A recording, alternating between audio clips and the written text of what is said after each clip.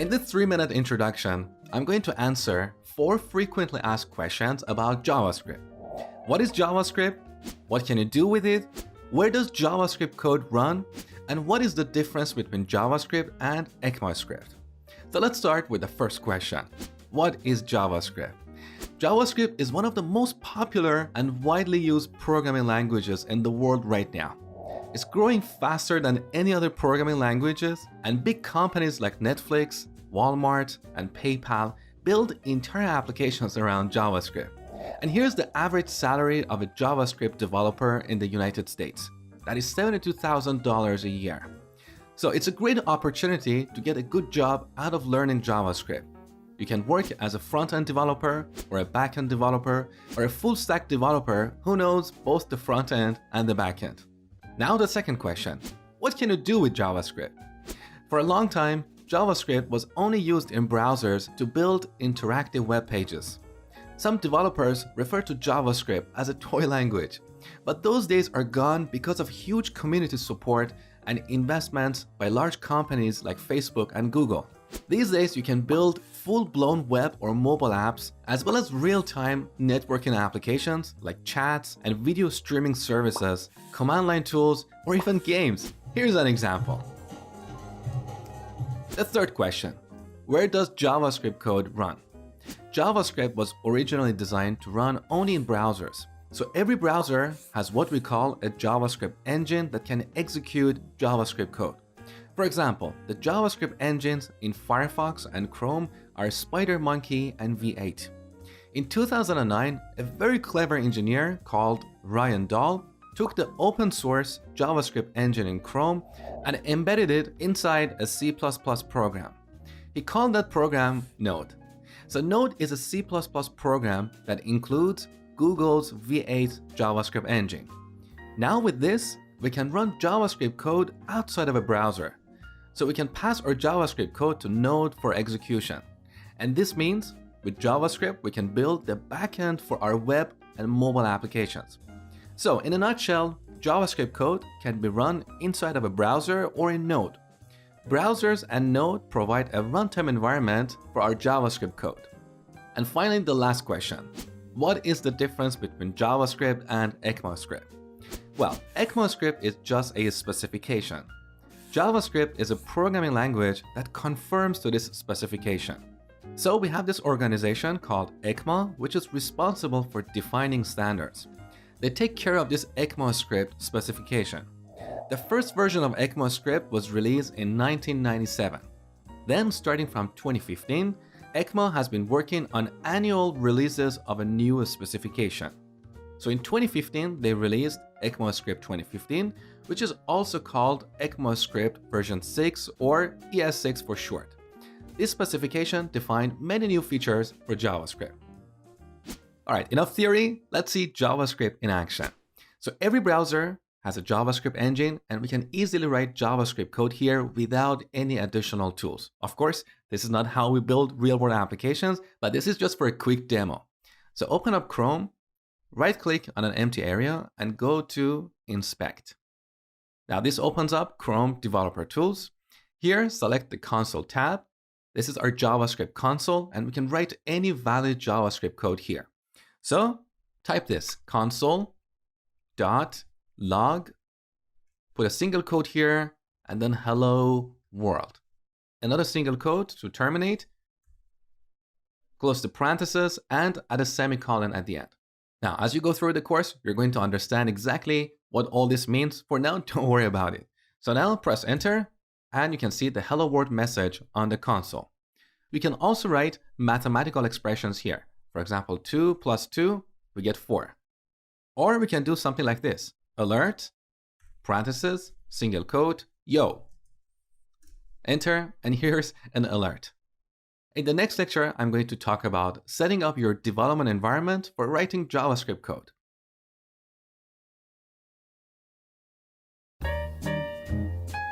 In order to write JavaScript code, you need a code editor. There are various code editors out there, including Visual Studio Code or VS Code, Sublime Text, Atom, and so on. Out of these, my favorite is Visual Studio Code that you can download from code.visualstudio.com. It's a very simple, lightweight, cross-platform, and powerful editor. So if you don't have Visual Studio Code on your machine, go ahead and download it. The other thing I want you to install is Node. You can download Node from nodejs.org. Now, technically, you don't necessarily need Node to execute JavaScript, because as I explained before, you can execute JavaScript code inside of a browser or in Node. But it's good to have Node on your machine because we use that to install third-party libraries. And also, later in this section, I'm going to show you a preview of Node. So, pause the video now and download Visual Studio Code as well as Node. Once you're done, come back, continue watching. All right, now I want you to create a new folder. Call that JS-Basics. The name doesn't really matter. We just want to have a folder for writing all the code in this course. Now, drag and drop this folder into Visual Studio Code. Okay, we've got this folder open. Let's add a new file here, index.html. Now, you don't really need to know HTML in order to take this course, but if you want to be a front-end developer, you should know your HTML well. Now, in this file, I want you to type an exclamation mark and then press tab. This generates some basic HTML boilerplate. We don't really care about any of this code here. We're going to use this as a host for our JavaScript code. You're going to see that in the next lecture. So, save the changes. Now, open the extensions tab here. Here in this box, search for live server. So live server is a very lightweight web server that we're going to use to serve our web application. So install this, then you will have to restart Visual Studio Code. When you're done, go to the Explorer tab, right-click index.html, and select Open with Live Server. This will open up Chrome or your default browser and point it to this address. That's where our web application is served from. Now, currently we have an empty page. Now, to make sure that everything is working properly, let's go back to Visual Studio Code. Here in the body section, let's add an H1, press tab, and type hello world. Now, save the changes. Back in the browser, you can see this page is refreshed automatically, and we've got the hello world heading here. In the next lecture, you're going to write your first JavaScript code.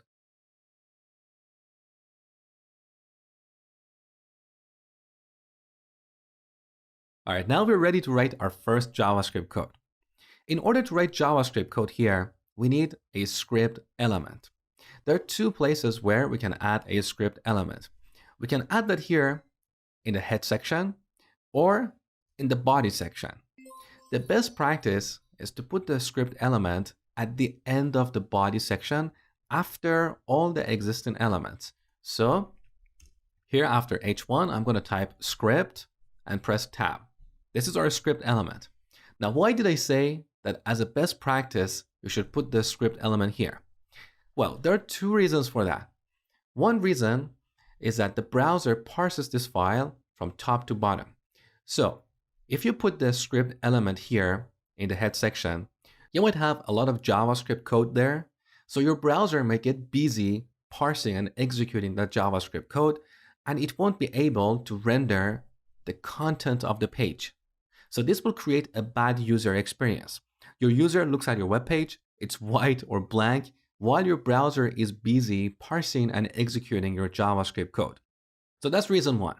The second reason is that almost always the code that we have in between script elements needs to talk to the elements on this web page. For example, we may want to show or hide some elements. So by adding the code here at the end of the body section, we'll be confident that all these elements are rendered by the browser. Now, there are exceptions to this rule. Sometimes you're using third-party code that has to be placed in the head section. But these are exceptions. As I told you before, as a best practice, you should add your JavaScript code at the end of the body section. Now here, we're going to write the same code that you wrote in the last lecture. Console.log hello world. But we're going to talk about this in a little bit more detail. What we have here is a statement. A statement is a piece of code that expresses an action to be carried out. In this case, we want to log a message on the console. All statements in JavaScript should be terminated by a semicolon. What we have here in between single quotes is called a string. A string is a sequence of characters. Now in JavaScript, we also have this notation. We can add 2 slashes, and this represents a comment. So here we can add some description to our code, and this description is ignored by the JavaScript engine. It's not executed. It's purely for documenting the code when you want to explain to other developers why you have written this code this way. You don't want to explain what the code does because that should be clear in the code itself. So here I don't want to write something like logging something on the console. That's so obvious in the code, right? Instead, we want to explain whys and hows. So for this demo, I'm just going to add a simple comment. This is my first JavaScript code. Now save the changes. Back in the browser, we need to bring the console back up. So right click somewhere and go to inspect, or alternatively, you can use a shortcut that is Alt, Command and I on Mac, or Alt, Control I on Windows. That brings up the console tab. If the console tab is not immediately visible, make sure to select it here. And here you can see the hello world message.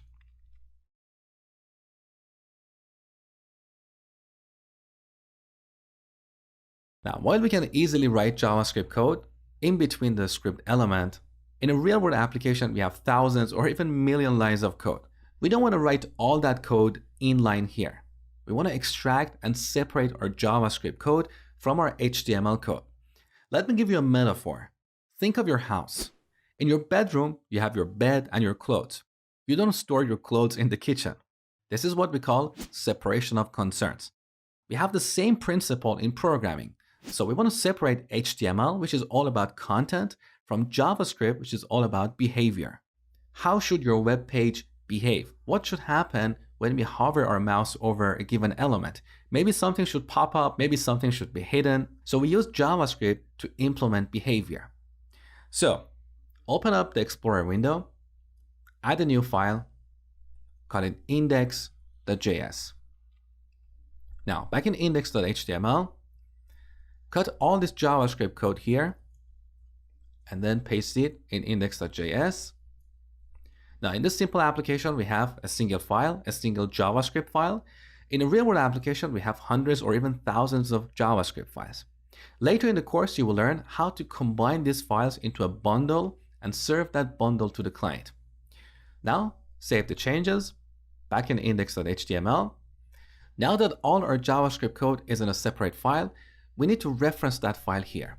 So let's add an attribute here, src, which is short for source, and set it to index.js. So this tells the browser that our JavaScript code is now in index.js. Save the changes, back in the browser. You can still see the hello world message, and that confirms that our code is still working. In the next lecture, we're going to execute this code in Node.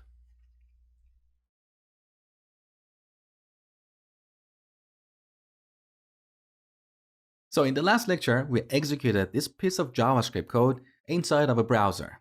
In this lecture, I'm going to show you how to run the same code in Node. So I'm assuming that you have installed Node on your machine. If not, head over to nodejs.org and download the latest version of Node. Now, if you're on Windows, open up Command Prompt. If you're on Mac, open up Terminal and head over to the folder you created earlier. Now in this folder, we run Node and pass the name of our JavaScript file, that is index.js. We get the same message on the console. So you can see Node is a program that includes Google's V8 JavaScript engine. We can give it a piece of JavaScript code and it will execute that code for us, just like how we can execute some JavaScript code in a browser. So Node is a runtime environment for executing JavaScript code. Now let me show you a tip. Here in VS Code, we have an integrated terminal. So you don't have to explicitly open up a separate terminal window. So here on the top, under the View menu, look, we have Integrated Terminal. Note the shortcut here. That's the shortcut for Mac. On Windows, you're going to have a different shortcut. So select this, and here's our integrated terminal pointing to the same folder where we created our files. So you don't have to explicitly navigate to this folder. And here we can run node index.js as well. Now in this course, we're not going to work with Node anymore because Node is a completely separate topic. In fact, I have a comprehensive course about Node with 14 hours of content. So once you finish this course, if you want to learn Node, you can always look at my Node course. Well, hello, it's Mosh here. Thank you for watching my JavaScript tutorial. I just wanted to quickly let you know that this tutorial is part of my complete JavaScript course where you can learn about all the essential concepts in JavaScript.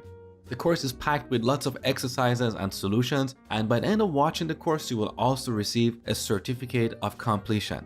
In case you're interested, you can find the link in the video description, and if not, that's perfectly fine. Continue watching as the next section is coming up.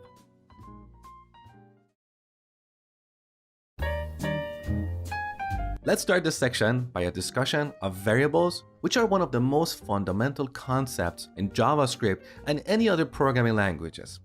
In programming, we use a variable to store data temporarily in a computer's memory. So we store our data somewhere and give that memory location a name. And with this name, we can read the data at the given location in the future. Here's a metaphor. Think of the boxes you use to organize your stuff. You put your stuff in various boxes and put a label on each box. With this, you can easily find your stuff, right? A variable is like a box. What we put inside the box is the value that we assign to a variable, that's the data, and the label that we put on the box is the name of our variable. Now let's see this in code. So here in index.js, I'm going to declare a variable. Now previously, in the old days, before ES6, we use the var keyword to declare a variable. But there are issues with var, as you will find out later in the course. So going forward from ES6, the best practice is to use the let keyword to declare a variable. Now we need to give this variable a name or an identifier, and this is like the label we put on a box. So I'm going to call this name, and finally we need to terminate this declaration with a semicolon. Now let's log this on the console and see what we get. So console.log name. Once again, we need to terminate this statement with a semicolon.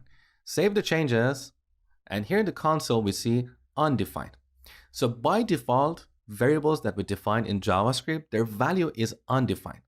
Now we can optionally initialize this variable.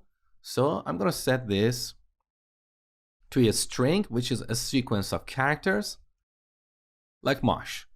Note that I'm using single quotes. You can also use double quotes. Different developers have different preferences, but it's more common to use single quotes for declaring strings in JavaScript. Now, when we save the changes, instead of undefined, we see Mosh on the console. So here in this example, we have declared a variable called name, and we have set that to this value, to this string. Now, we have a few rules for naming these variables. Here are the rules. First is that they cannot be a reserved keyword. So in JavaScript, we have reserved keywords. Let is one of them. We also have if, else, var, and so on. Now, you don't have to memorize this list. If you try to use one of these names, you're going to get an error. For example, if I change this to if, note this red underline. This is indicating that this is not a valid identifier, okay? So revert it back. Now, the second rule is that they should be meaningful. We want to have meaningful names, like meaningful labels. I've seen developers using names like A or B or A1 or I don't know, X. These variable names do not give us any clue what is the purpose of these variables. What kind of data are we storing at that memory location? So always use meaningful and descriptive names, okay? Now, back to name. The third rule is that they cannot start with a number. So we cannot have a variable like one name. But again, going back to the second rule, why would you want to call a variable one name? It's meaningless, right? So always use meaningful names. The fourth rule is that they cannot contain a space or hyphen. So if you have multiple words, you need to put them together. Here's an example. Let's imagine we want to declare a variable called first name. So first name, and note that here I'm using camel notation. So the first letter of the first word should be lowercase, and the first letter of every word after should be uppercase. This is what we call camel notation, which is the convention we use in JavaScript to name our variables. Another thing you need to know about these variable names is that they are case sensitive. So if I declare another variable, call it first name, but make the F uppercase, these two variables are different. But as I told you before, if you stick to camel notation, you wouldn't end up with a variable name like this. And finally, the last thing you need to know about these variables is that if you want to declare multiple variables, there are two ways to do this. You can declare them on one line and separate them using a comma, so first name and then last name. Now in this case, I have not initialized either of these variables. They're both undefined. I can optionally initialize one or both of them. So I can set this to Mosh, and I can leave last name undefined or set it to my last name, Hamedani. But the modern best practice is to declare each variable on a single line. So we terminate this first declaration with a semicolon and declare the second variable on a new line. That's the modern best practice. Next, we're going to look at constants.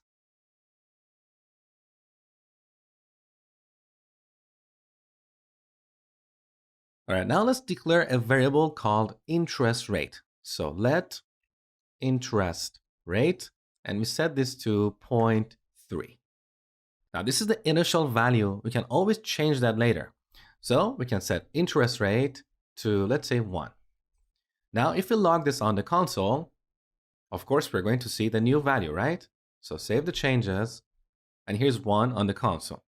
However, in a real-world application, there are situations that we don't want the value of a variable to change, because otherwise it's going to create all kinds of bugs in our application.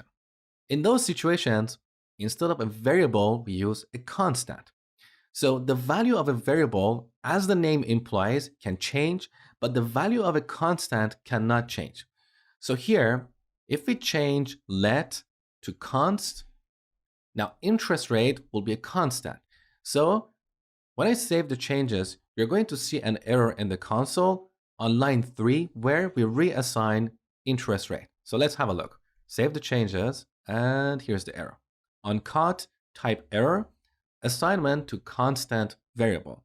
You can see this error happen in index.js, line 3.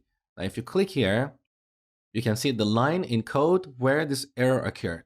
So we cannot reassign a constant. All right, now back to the console. So here's the best practice. If you don't need to reassign, constant should be your default choice. Otherwise, if you need to reassign a variable, use let.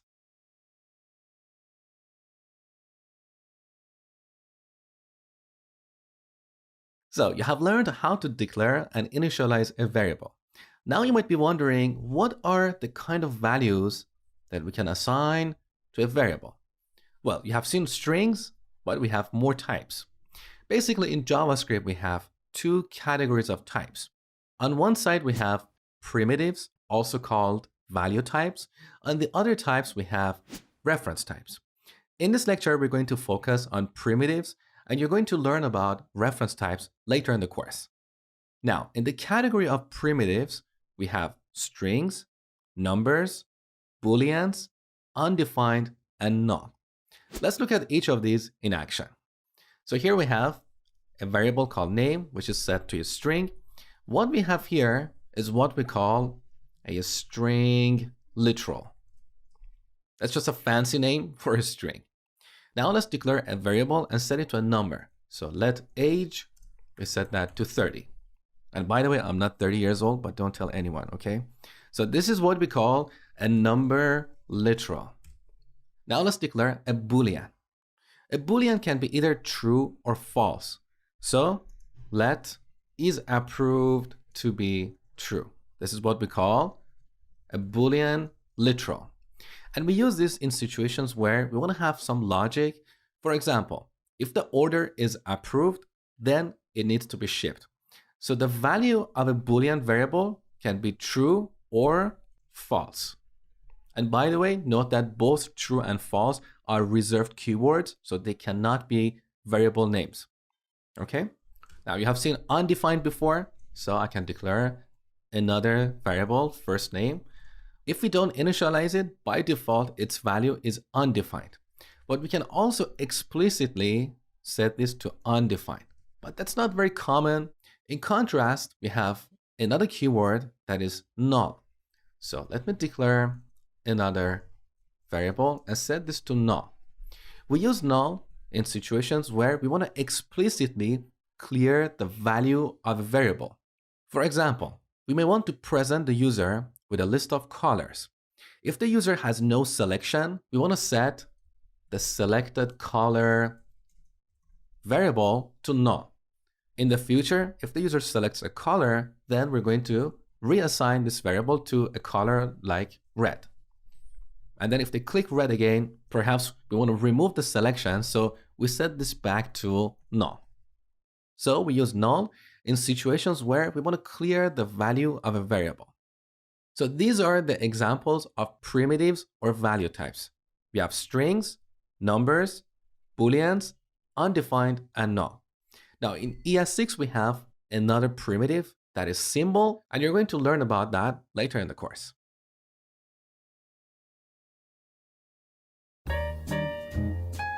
One thing that separates JavaScript from a lot of programming languages is that JavaScript is a dynamic language. What do I mean by dynamic? Well, we have two types of programming languages: static languages or dynamic languages. In static languages, when we declare a variable, the type of that variable is set and it cannot be changed in the future. In a dynamic language like JavaScript, the type of a variable can change at runtime. Let's see this in code. So back in the example from the last lecture, we have declared this name variable and we have set that to a string. So the type of name is currently a string, but it can change in the future. Let's take a look. So here in the console, we can execute some JavaScript code. We have this type of operator, and with that, we can check the type of a variable. So after that, we add the name of the variable, in this case, our name variable. So note that the type of name is a string. Now, if we reassign name to a different value, like a number, and check its type, look, the type is now changed to a number. This is what we call a dynamic language. So unlike static languages, the type of these variables will be determined at runtime based on the values that we assign to them. Now let's take a look at a few more examples of the type of operator. And by the way, note that type of is another reserved keyword, so you cannot have a variable called type of. So we can clear the console by pressing Ctrl and L. So now let's take a look at type of age. It's a number. Now if we change age to a floating point number, and I know it doesn't make sense, but let's just stick to this for this example, 30.1. And then look at type of age, it's still a number. So in JavaScript, unlike other programming languages, we don't have two kinds of numbers. We don't have floating point numbers and integers. All numbers are of type number. Now let's look at the type of is approved. It's a Boolean, as I told you before. What about the first name? Let's have a look. Type of first name. It's undefined. And that's funny because the value of this variable is undefined, but its type is also undefined. What does this mean? Well, earlier I told you that we have two categories of types. We have primitives or value types and reference types. In the primitive types category, we have strings, numbers, booleans, undefined, and null. So undefined is actually a type, but is also a value. In this example, because we have set first name to undefined as a value, its type is also undefined. Okay? Now, what about selected color? Let's have a look. So type of selected color. The type of this variable is an object. What is an object? That's the topic for the next lecture.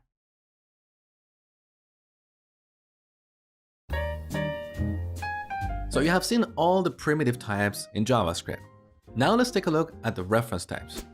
In the reference types category, we have objects, arrays, and functions. In this lecture, we're going to explore objects, and you will learn about arrays and functions later in the section. So, what is an object? An object in JavaScript and other programming languages is like an object in real life. Think of a person. A person has name, age, address, and so on. These are the properties of a person. We have the same concept in JavaScript. So when we're dealing with multiple related variables, we can put these variables inside of an object. For example, here we have two variables, name and age. They're highly related. They are part of the representation of a person. So instead of declaring two variables, we can declare a person object. And then instead of referencing these two different variables, we can just reference the person object. It makes our code cleaner. So let's see how we can declare a person object. We start with let or const if we don't want to reassign the person object, and set it to an object literal. So this syntax we have here, these curly braces, is what we call an object literal. Now, between these curly braces, we add one or more key value pairs. So the keys are what we call the properties of this object. In this case, we want this person object to have two properties or two keys, name and age. So we add name here, that's the key. Then we add a colon, and after that we set the value. So mosh. Now we add a comma and add another key value pair, age 30. So now we have a person object with two properties or two key value pairs, name and age. And with that, we don't need these two variables. Now let's log person on the console. So console.log person. Save the changes. So here's our person object. Again, note the object literal syntax. So we have curly braces, and in between them we have one or more key value pairs. And these are the properties of the person object. Now, there are two ways to work with these properties. Let's say we want to change the name of this person. So we need to access the name property. There are two ways. The first way is what we call the dot notation. So we add the name of our object, in this case person, dot. Now you can see its properties. We have age and name. So we can change the value of name to John. Now we can use the dot notation to also read the value of a property. So here on line 10, instead of logging the person object, we can log its name property. Now save the changes, and in the console we get John.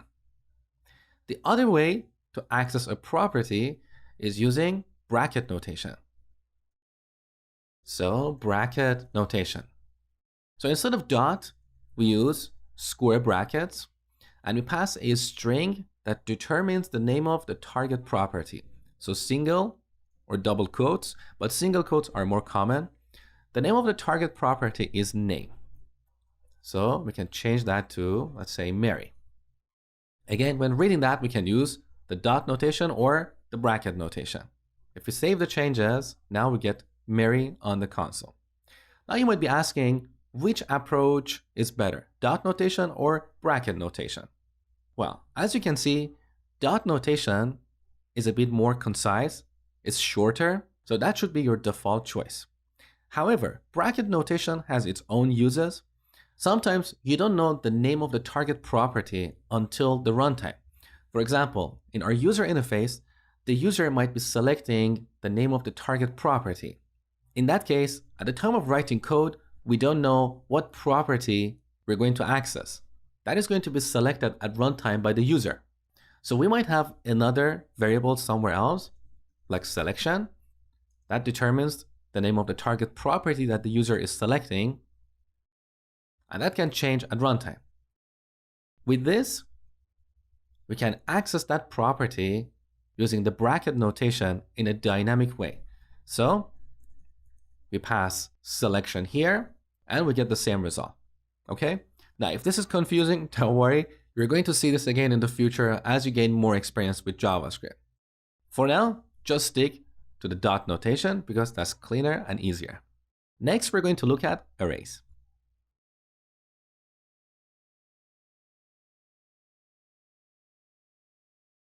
Sometimes in your applications, you might be dealing with a list of objects. For example, the list of products in a shopping cart, or the list of colors the user has selected. In situations like that, you use an array to store that list. Let me show you how. So here I'm going to declare another variable called selected colors. Note that I'm using a meaningful name. I don't have SC or some other weird name. Selected colors. Now we can initialize this and set it to an empty array. So these square brackets are what we call array literal, and they indicate an empty array. Now we can initialize this array and add a couple of items like red and blue. Let's log this on the console. So console, the log, selected colors. Save the changes. So here's our array with 2 elements. We can expand that. Note that each element has an index, and that determines the position of that element in the array. So the index of the first element is 0, and the index of the second element is 1. So if you want to access an element in an array, we use this index. Here's how. For example, let's say you want to display the first element in this array. You use the square brackets and then specify the index. Save the changes, and now we have red. Now, earlier I told you that JavaScript is a dynamic language, so the type of variables can change at runtime. The same principle applies to our arrays. So the lengths of arrays, as well as the type of objects we have in an array, are dynamic. They can change. So on line 2, we initialize this array with 2 elements, right? Now, on line 3, we can add another element to this array, so the array will expand. So let's say selected colors of 2. That means the third item in this array is going to be green. Now, let's display this array on the console. So we have an array with 3 elements. So the length is dynamic. It can change. Also, the type of objects we have in this array is dynamic. So unlike other programming languages where every item or every object in the array should have the same type, in JavaScript, we can store different types in an array. So we can make the last element a number. Save the changes. Now we have 2 strings and a number. So the objects in the array as well as the size of the array are dynamic. Now technically an array is an object.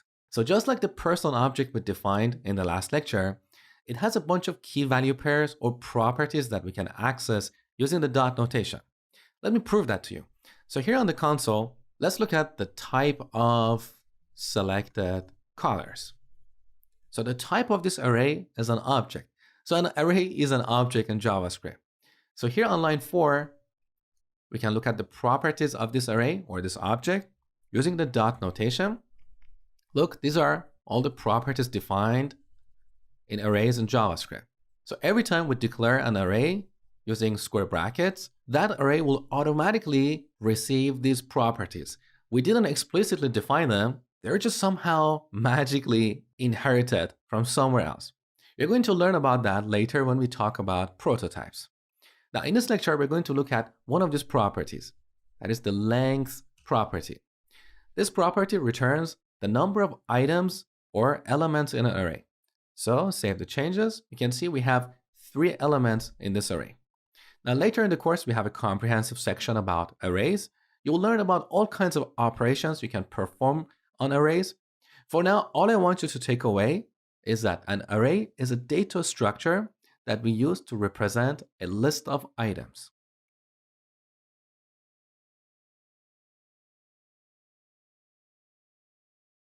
In the category of reference types, you have learned about objects and arrays. Now let's take a look at functions. Functions are one of the fundamental building blocks in JavaScript. A function is basically a set of statements that performs a task or calculates a value. Let me show you a couple of examples. So I'm going to declare a function using the function keyword. Now we need to give it a name. Let's call that greet. After that, we need to add parentheses. That's part of the syntax for declaring functions. And then curly braces.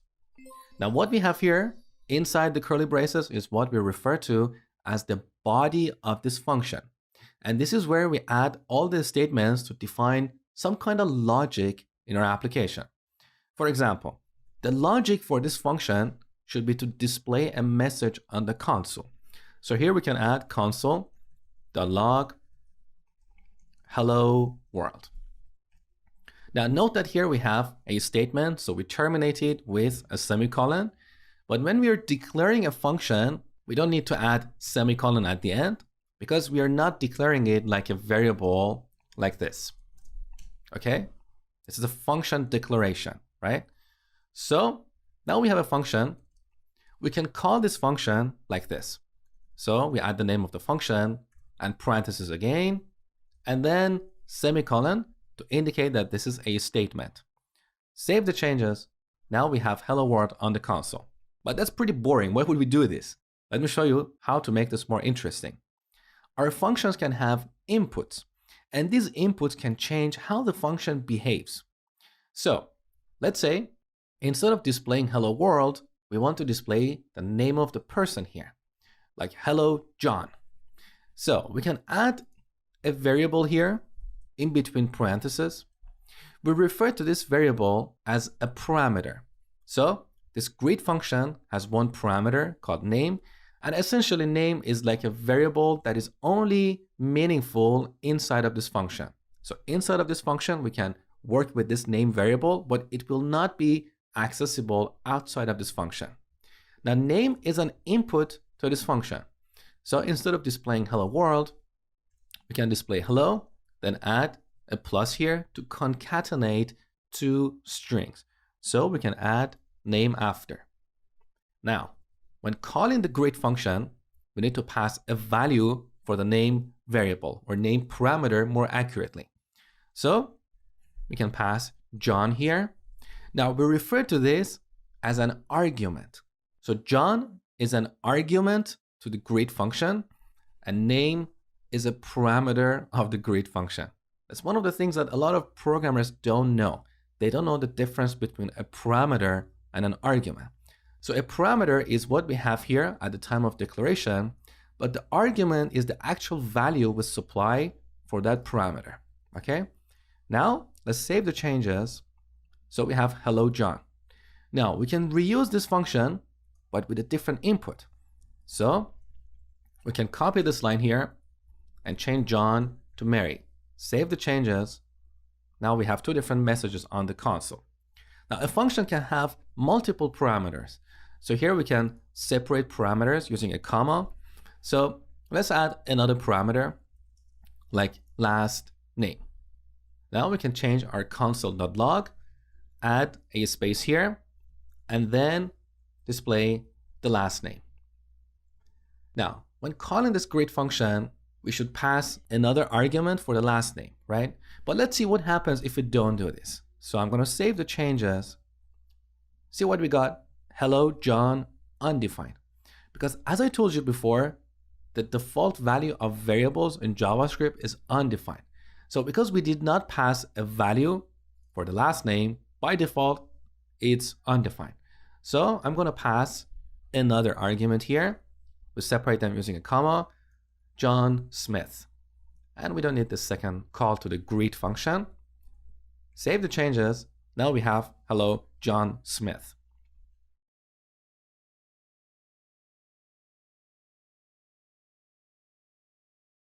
Now there is a cleaner way to write this code on line 3.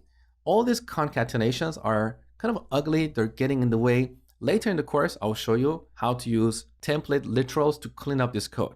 For now, don't worry about it. Let's look at another example of a function. So this function we have here is performing a task. So performing a task. Its task is to display something on the console. But sometimes our functions might calculate something. So Here is an example of a function that calculates a value. So again, function. Let's call this function square. This function should take a parameter. Let's call that number. Now we need to calculate the square of that number. That is number times number. Just basic math, right? Now we need to return this value to whoever is calling this function. For that, we use the return keyword. That's another reserved keyword, so you cannot have a variable called return, okay? Now, instead of calling the greet function, let's call the square function. So square, we pass 2. Now this returns a value, so we can use that value to initialize a variable. For example, we can declare another variable called number and set it to a square of 2. And then we can display that on the console. Save the changes, so we get 4. Now, in this particular example, we don't necessarily have to declare a separate variable if all we want to do is to display the square of 2 on the console. We can exclude this variable declaration and simply pass square of 2 to console.log. So when the JavaScript engine executes this code, first it's going to call this function, it will get a value and then pass that value to console.log. Let's save the changes and look, we still get 4. Now I have a question for you. How many function calls do you think we have in this code? We have 2 function calls. Square of 2 is one function call. Let me delete this temporarily. But console.log is also another function call, right? Because here we have parentheses. So we're calling the log function, which is defined somewhere, and passing an argument. We can pass a simple string like hello, or we can pass an expression. That expression can be a call to another function like square of 2. Okay? So this is the basics of functions. Again, later in the course, we have a comprehensive section about functions.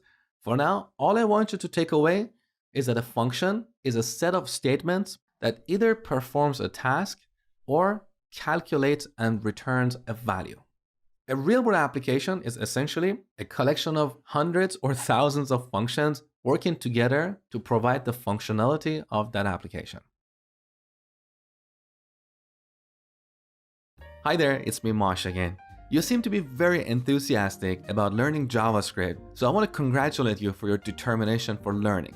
If you want to learn more from me, I highly encourage you to enroll in my JavaScript course. You can watch this course online or offline as many times as you want at your own pace. The course comes with plenty of exercises and solutions, and you will also receive a certificate of completion by the end of watching the course.